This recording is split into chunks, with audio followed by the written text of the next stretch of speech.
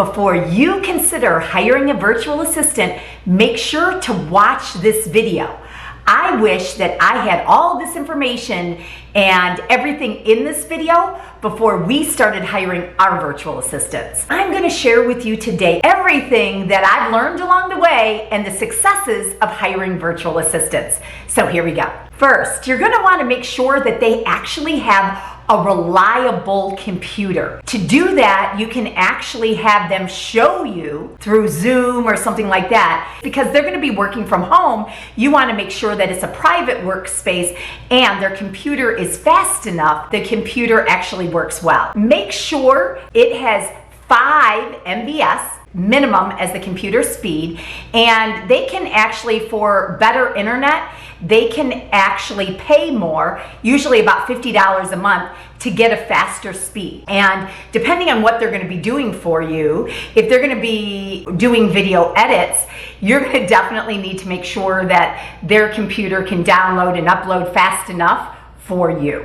So that's first and extremely important, as well as a private workspace that they aren't going to be distracted. And also because if you're hiring from the Philippines, it's going to be in the middle of the night for them. So you want to make sure that they have that space that they need to work effectively for you. Next, you're going to want to make sure that you make a list of tasks for them to be doing. Every virtual assistant is going to have different talents. A creative virtual assistant that can help you with a marketing assistant or video editing, they can help implement marketing and things like that, is going to be a completely different virtual assistant than somebody that is a customer service and making phone calls or making sales calls or something like that. What I found most useful for me is to create a list of everything that I was doing for an entire week. Every 15 minutes or so, I would write down every task that I was doing. Then after the week, I was able to go back, figure out the things that I didn't necessarily need to do myself, and that I could hire somebody virtually that could do it for me, so that I could focus on things where they were money producing activities, such as sales, maybe hiring, marketing, training, things like that. That I didn't need to be doing tasks that are maybe $10 or $15 an hour, that I could actually have a virtual assistant do for me. I created that list over a week, and I started circling all the things that I didn't need to be doing myself. That was very helpful when I was figuring out the kind of virtual assistant that I needed first. Make sure when hiring a virtual assistant also that you're tracking their time.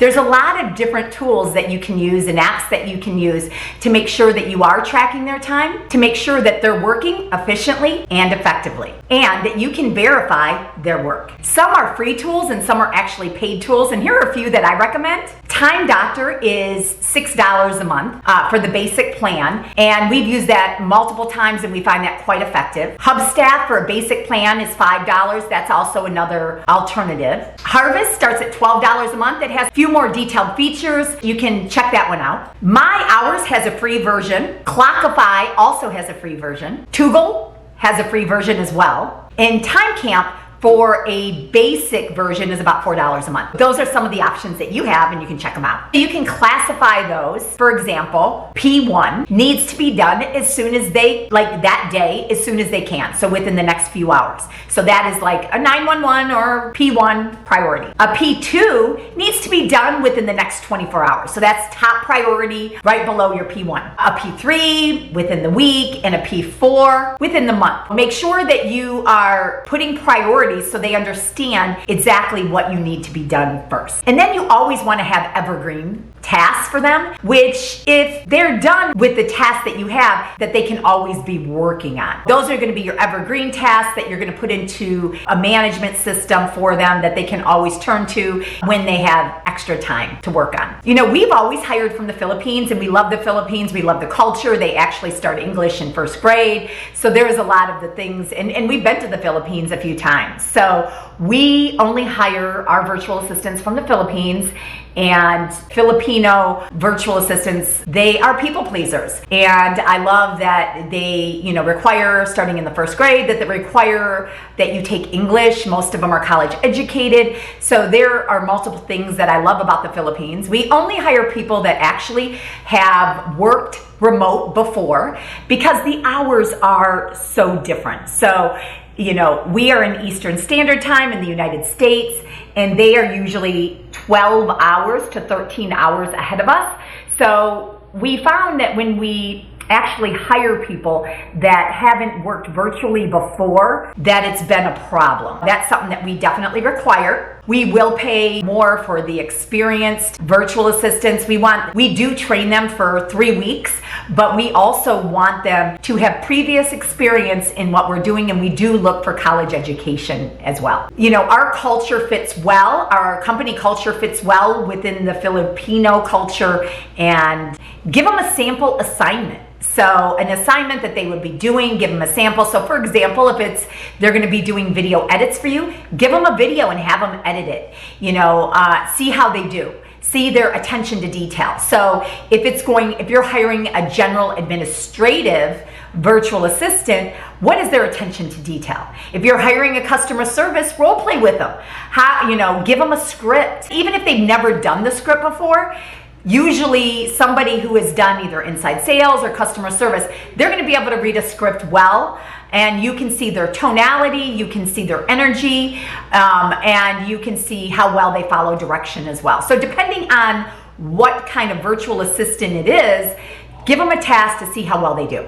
Personality and IQ tests, highly recommend that you do that. There are tons of free ones out there, figuring out the personalities that's going to fit well for that job. And then obviously previous experience we look at as well. Free personality tests out there, 16 personalities. MBTI Online has a free personality test. Personality Junkie, My Personality Test, Big Five Test, Enneagram Test, and IQ Test are all free tests that you can have the virtual assistant take so that you can review the IQ and the personality and how well do they follow directions. So they're going to have to invest some time into the hiring process for you to even consider them. We also do our interviews on Zoom. We do a first interview, a second interview, a third interview, and all of them on Zoom so we can see how well are they paying attention, are they distracted, what's their work area. We can review their computer, we can review the speed of the computer, and we can do all of that through Zoom. We find that that is the most effective for us. Once you've decided, hey, you know what, this is the person that I want to hire, you're going to do an orientation process, and you're going to need to set up what is that orientation process going to consist of. Number one is you're going to definitely make sure that you have the job description, that you also have the expectations and the accountability so they can understand what the accountability and the expectations and the job description are. All of these are really important up front, so it's very clear exactly what they're going to be doing. We also like to go over our core values and our mission and our vision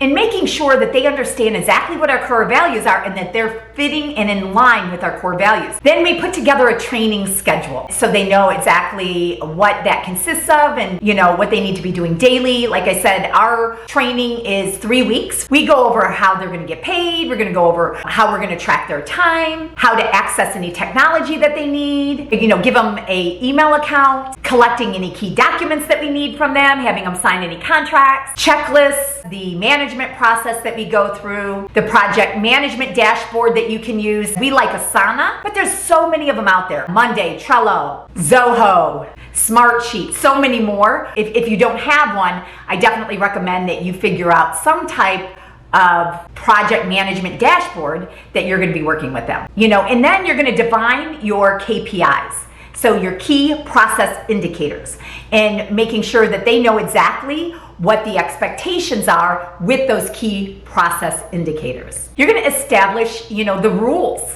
What does that look like? What is important to you? What's important to your company? Making sure if you don't have a system of rules to implement one, such as a strike system. Not following tasks or directions, for example, maybe strike one. And then maybe they have 5 strikes a month. And then if they get to the 5th strike, they no longer have a job. So that's an example, and you can decide on what that strike system look like. Maybe it's 5, maybe it's 3. You decide on what works for you. This is going to help you ensure accountability and adherence to job responsibilities. One of the things is if we have a P1, 2, 3, or 4, let's say, for example, priority list, and they can't get to it, they should be communicating with us and say, hey, what's the most important? Because I have like 3 hours.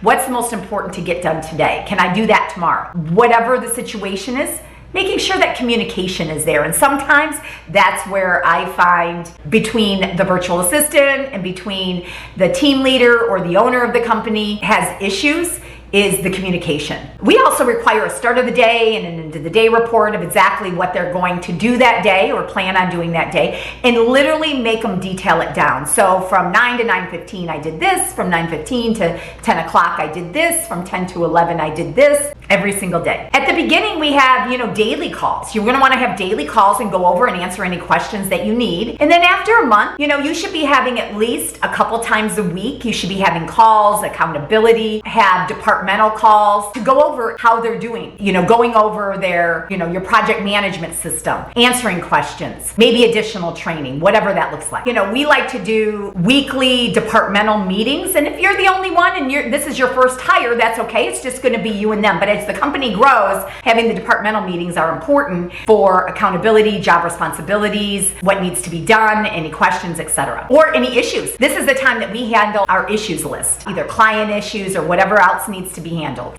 Going over what are their goals for the week. What's the one thing that they really want to get better at? Where did they struggle? Those are some of the things that you can also discuss during these meetings. Monthly reviews, one-on-one monthly reviews, I think are important, and then quarterly reviews after that. So for the first few months, I would be giving them a review. What are they doing great? What maybe you need to see improvements on? That will give them a lot of good feedback. And I think it's important. Making sure that you have standard operating procedures. So we have developed that over the years, and we continue to work on that every single week. Actually, we work on it an hour a week so that they understand exactly what is required of them. Step-by-step instructions on what they need to do. And it makes it easier for the virtual assistant that they can go back, and if they need to clarify something that they've been trained on, they aren't sure exactly how to do that, they can refer to the standing operating procedures. When we only had a couple of virtual assistants, we paid them through PayPal, and then we switched that to Wise. We have been using Wise for years. It's been great for us, and I highly recommend Wise. But if you just have one or two, you may want to look at PayPal for them. So we have top tools for the virtual assistant that we use, that we utilize and we like, and I'm going to share some of those with you. Some of them are free, some of them you can pay for, some of them have free versions, so you can decide what works best for you and your company. Hubstaff, Stock, Dropbox, Loom, Google Docs, and other things for efficient communication and task management and file sharing. So we find the best communication for the virtual assistants. Slack, Microsoft Teams, Telegram, and Front are just some tools that you can look into. And also for storage, Dropbox or Google Drive, we use both of those. And those two are our favorites, but there's so many more out there that you can check into. So one of the things that we like to do is we like to record everything that we do. You can use Loom or something else. You can use Zoom. There's a lot of different things out there. There's free versions like FreeCam, ShareX, Cam Studio, Tiny Take, and Debut. So those are all free versions of things that you can record and share trainings with the virtual assistants, as well as paid versions, iSpring Suite, Camtasia, Flashback, ScreenPal, My Screen Recorder Pro. And then what we do is we record everything that we do, and then you label it. For example, if it's putting in a new real estate listing into the multiple listing services.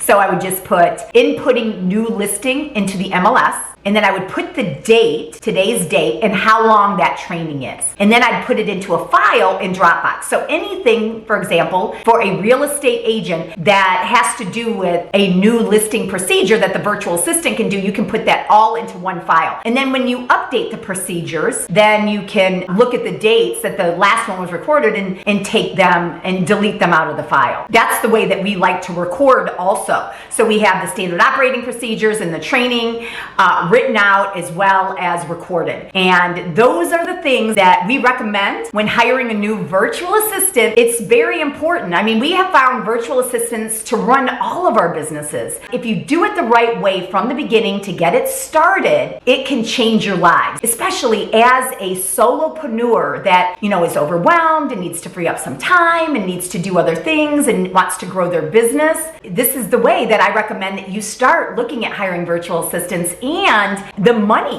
When I was a solopreneur, one of the things is I didn't have a lot of money to pay, assistants. So I had to look at the virtual assistant route. Well, in the Philippines, the amount that we pay the virtual assistants, it's more than many doctors or politicians or attorneys. As you think, okay, well, that's not a lot of money. For them, it is. So the skill level is extremely high. Like I said, college educated most of the time and a lot of experience. So when hiring virtual assistants, those are the things that I recommend that you start with.